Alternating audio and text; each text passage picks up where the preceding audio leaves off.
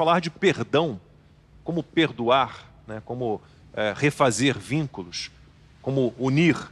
Né?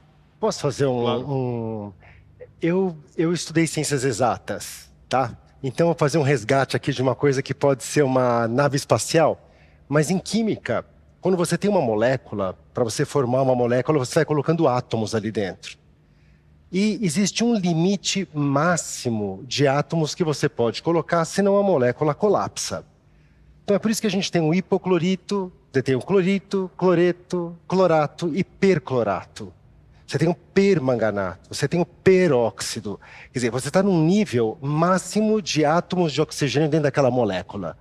Por que eu falo isso? Porque quando você está no limite máximo, você usa o prefixo per. Permanganato, perclorato, peróxido. Uma coisa pode estar feita e pode estar perfeita. Você pode seguir ou você pode perseguir. Você pode permanecer, você pode perfazer. Per com nível máximo. Se você fala que é o amor, eu acho que o amor é o oposto do egoísmo. No egoísmo você recebe. E no amor você doa. Então se você quer doar em grau máximo, perdoa. Fiquei com essa palavra aqui na cabeça, né? E dos muitos títulos, né, que se dão aos papas, um deles é o pontífice, né? E significa construtor de pontes. E eu tenho a impressão de que quando nós nos responsabilizamos pelo outro, nós nos responsabilizamos pelo caminho do outro também. E nós buscamos, então, essa ação de pontífice, de construir uma ponte, de construir um caminho comum que nos una, porque eu não sou uma ilha, eu vivo numa sociedade. Eu não posso querer que o meu bem esteja completamente desvinculado do bem do outro, né? Então, uma dica muito prática que eu daria às famílias, né, nessa noite de Natal que vai chegando, às vezes na mesa de jantar, no grupo do WhatsApp, às vezes surgem aqueles assuntos que são destruidores de pontes, né? Uma política pública implementada, né? Uma ideologia política. E nesses momentos de eclosão, né, de explosão, onde as pessoas elas discordam desses caminhos de uma maneira muito abrupta, não, isso aí sem pensar, esse caminho não é para mim, esse caminho é seu. Lembrar desse papel do pontífice, que é uma tarefa. Alguns caminhos precisam ser construídos.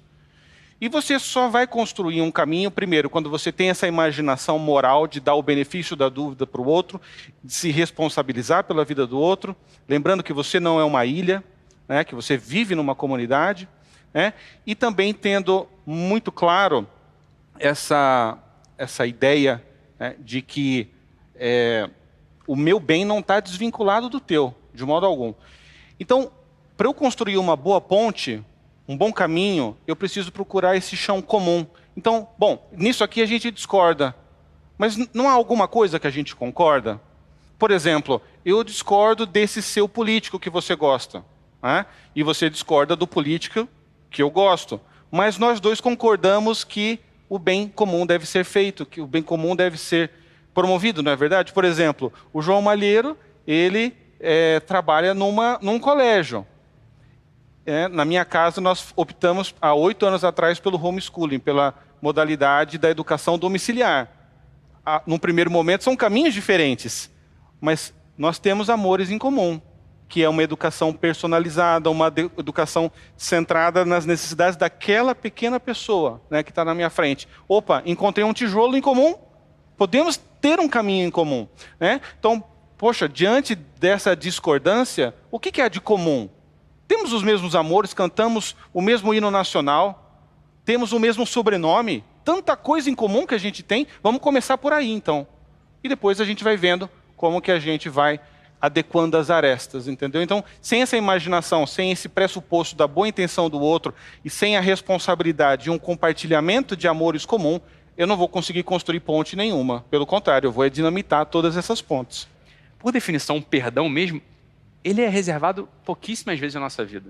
Para uma pessoa madura, ela se sente muito pouco ofendida. Em primeiro lugar, porque ela sabe que, bem, ela não presta muito mesmo. Em segundo lugar, porque ela fala, mas também, não é muito comigo que ela está falando com os sintomas da cabeça dela, não é? Esse sujeito tem um sintoma muito grave na cabeça dele. uma pessoa muito mal amada, uma pessoa muito vazia, né? Esse ódio que ela carrega dentro, não é comigo, isso é com ela. Essa pessoa é má, né? Ou perturbada, ou é uma toa que está querendo, sei lá, like. Tá? Agora, uma pessoa madura, ela se ofende muito pouco, portanto, ela acha que ela tem que perdoar muito pouco. É verdade isso?